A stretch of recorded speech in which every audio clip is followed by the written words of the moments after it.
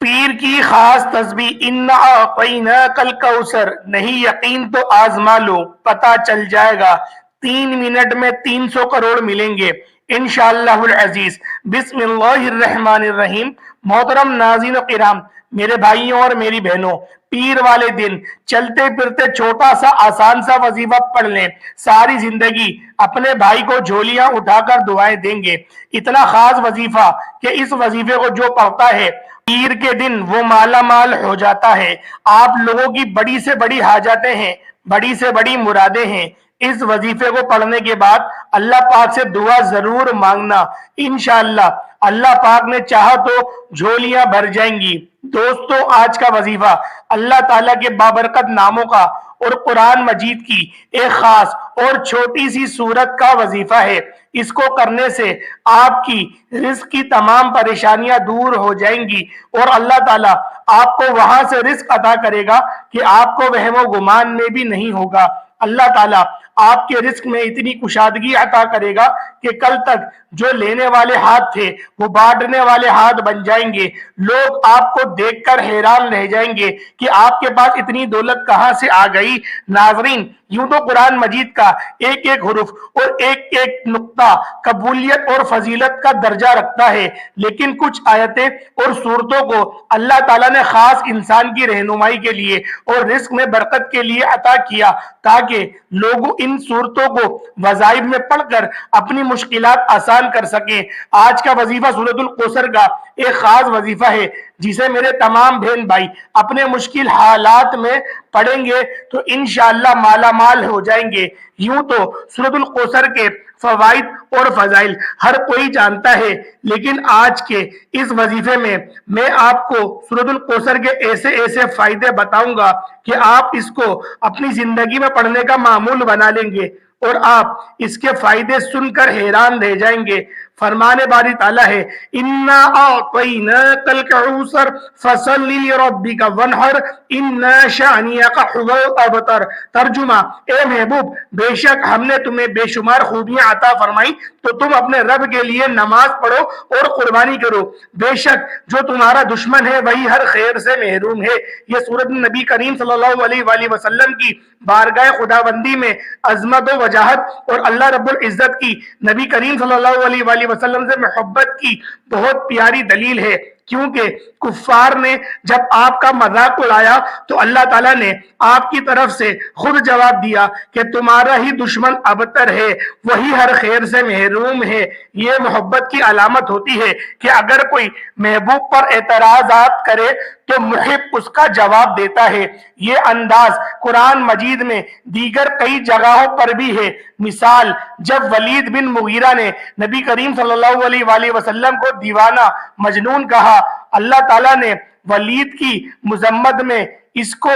9 خامیاں بیان کی اور نبی کریم صلی اللہ علیہ وآلہ وسلم کو فرمایا کہ تم اپنے رب کی فضیلت فضل سے دیوانے نہیں ہو۔ آپ صلی اللہ علیہ وآلہ وسلم کی رب نے اس طرح دل جوئی فرمائی۔ ایک موقع پر ابو لہب نے ایک موقع پر نبی کریم صلی اللہ علیہ وآلہ وسلم کی گستاخی کی تو اللہ تعالیٰ نے اس کی مذمت میں پوری سورت اتاری اور فرمایا ابو لہب کے دونوں ہاتھ برباد ہو جائیں، اور وہ ہلاک ہی ہو گیا۔ آیت میں فرمایا کہ اللہ تعالیٰ نے نبی کریم صلی اللہ علیہ وآلہ وسلم کو کوثر یعنی بے شمار خوبیاں عطا فرمائی۔ کوثر کا لفظ کثرت سے نکالا ہے اور مبالغہ کا صیغہ ہے۔ اس کا معنی ہے بہت ہی زیادہ، بے انتہا کثرت، کسی چیز کا اتنا کثیر ہونا کہ لوگ اندازہ نہ لگا سکیں، وہ کثرت تعداد میں ہو یا مقدار مرتبہ و معیار میں یا کسی اور اعتبار سے۔ گویا یہ فرمایا جا رہا ہے کہ تمہارے دشمن تو یہ سمجھ رہے ہیں کہ تمہارے پاس کچھ نہیں، حتیٰ کہ بیٹے بھی فوت ہو گئے، مگر حقیقت یہ ہے کہ ہم نے تمہیں اتنا دیا ہے جس کا کوئی اندازہ بھی نہیں لگا سکتا۔ دوستو، آپ کو کوثر کے معنی کا پتہ چل گیا ہوگا کہ اس کے معنی کثرت، کسی چیز کا بہت زیادہ مقدار یا تعداد میں ہونا۔ آپ لوگ اسی بات سے اندازہ لگائیں کہ جب آپ اس کو کسی وظائف میں پڑھیں گے تو آپ کو کتنے فائدے حاصل ہوں گے کہ جب اللہ تعالیٰ نے سورت میں پڑھ کر کوئی بھی چیز مانگے تو اللہ تعالیٰ آپ کو اس چیز کی فراوانی عطا کرے گا اور آپ کی تمام پریشانیاں دور ہو جائیں گی انشاءاللہ۔ لفظ کوثر میں بہت کچھ داخل ہے۔ ایک قوم کا قول یہ ہے کہ کوثر سے مراد جنت کی ایک نہر ہے۔ چنانچہ ابو داؤد میں ہے کہ ایک مرتبہ رسول اللہ صلی اللہ علیہ وآلہ وسلم کی آنکھ لگ گئی، پھر آپ نے مسکراتے ہوئے سر اٹھایا اور فرمایا مجھ پر ابھی ایک سورت نازل ہوئی ہے۔ پھر آپ نے سورۃ الکوثر آخر تک پڑھی اور فرمایا کیا تم لوگ جانتے ہو کہ کوثر کیا ہے؟ صحابہ نے عرض کی اللہ اور اس کے رسول ہی زیادہ بہتر جانتے ہیں، واللہ عالم ثم رسول عالم۔ تو آپ صلی اللہ علیہ وآلہ وسلم نے فرمایا وہ جنت میں ایک نہر ہے جس کا میرے رب نے مجھ سے وعدہ فرمایا ہے۔ ایک حدیث میں نبی کریم صلی اللہ علیہ وآلہ وسلم نے فرمایا کہ میں جنت میں چلا جا رہا تھا تو اچانک ایک نہر آ گئی جس کے کنارے کھلے کھلے موتیوں کے کبے تھے۔ میں نے کہا اے جبرائیل یہ کیا ہے؟ انہوں نے عرض کیا یہ سورہ کوثر ہے جو اللہ نے آپ کو عطا فرمائی ہے۔ پھر دیکھا تو اس کی خوشبو یا مٹی مہکنے والی کستوری کی طرح تھی۔ الغرض فرمایا گیا کہ اے حبیب بے شک ہم نے تمہیں بے شمار خوبیاں عطا فرمائیں، تمہیں قرآن، نبوت، رسالت، اسلام، آسان شرعی احکامات اور حکمت، علم، معرفت، نور قلب سے مشرف کیا، تمہارے پاکیزہ کردار کو عبادت و ریاضت اور اخلاق حسنہ اور خصائل حمیدہ شمائل جمیلیہ سے آراستہ کیا، تمہیں کثیر معجزات، شفاعت مقام محمود، حوض کوثر، نہر جنت اور ساری جنت عطا کی، تمہیں صحابہ کرام کی پاکیزہ جماعت، امت کی کثرت، دین کا غلبہ، دشمنوں پر رعب اور فتوحات سے نوازا، تمہارے نسب عالی کیا اور تمہیں حسن ظاہر و باطن کا کامل بنایا، اور مشرق و مغرب، زمین و آسمان، دنیا و آخرت، ہر جگہ ذکر حسن، تعریف و تحسین اور ثنا و جمیل کی صورت میں تمہیں رفت ذکر عطا کی۔ ان تمام نعمتوں کے شکرانے میں تم اپنے رب کے لیے نماز پڑھو اور قربانی کرو، تمہیں ابتر کہنے والا دشمن ہے اور وہی ہر خیر سے محروم ہے، جبکہ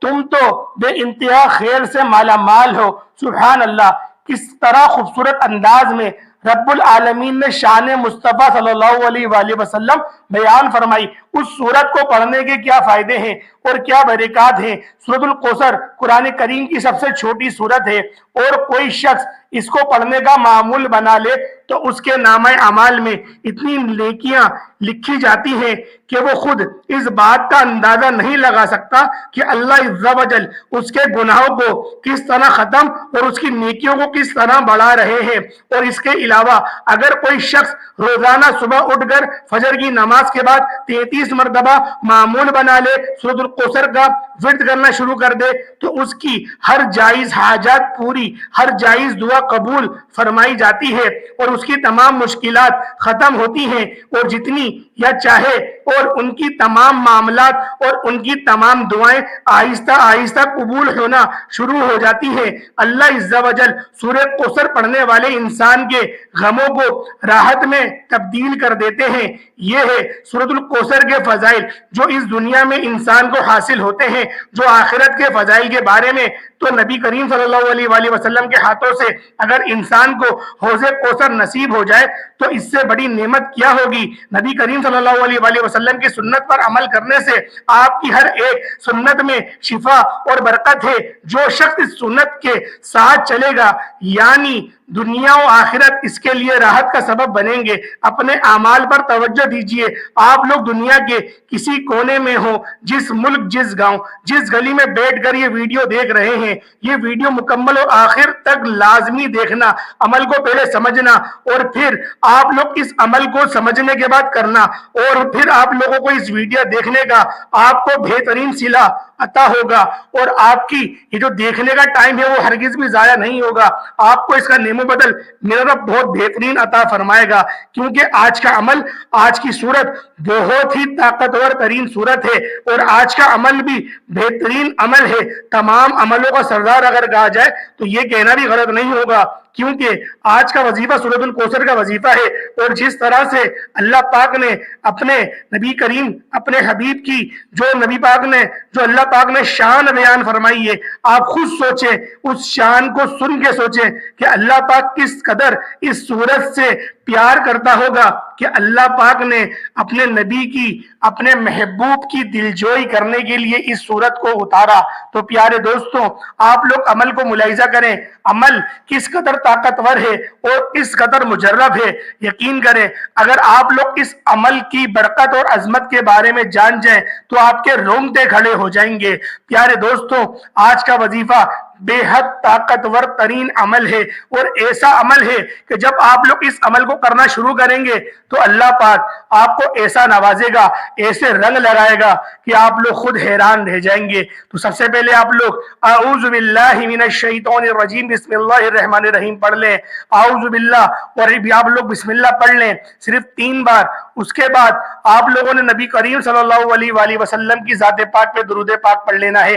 پیارے دوستوں، درود پاک آپ لوگ کوئی سا بھی پڑھ سکتے ہیں، میں آپ سے یہی کہوں گا کہ درود ابراہیمی کا انتخاب کریں، کیونکہ یہ وہ درود ہوتا ہے جو تمام درودوں پر افضل ہے، کیونکہ اس درود کی فضیلت یوں بھی اندازہ لگائی جا سکتی ہے کہ اس آپ لوگ درود پاک کو آپ نماز کے اندر پڑھتے ہیں۔ تو ایک بار محبت کے ساتھ، ادب کے ساتھ میرے ساتھ بھی پڑھ لیں، اللہم صلی علی محمد وعلی آل محمد کما صلیت علی ابراہیم وعلی آل ابراہیم انک حمید مجید، اللہم بارک علی محمد وعلی آل محمد کما بارکت علی ابراہیم وعلی آل ابراہیم انک حمید مجید۔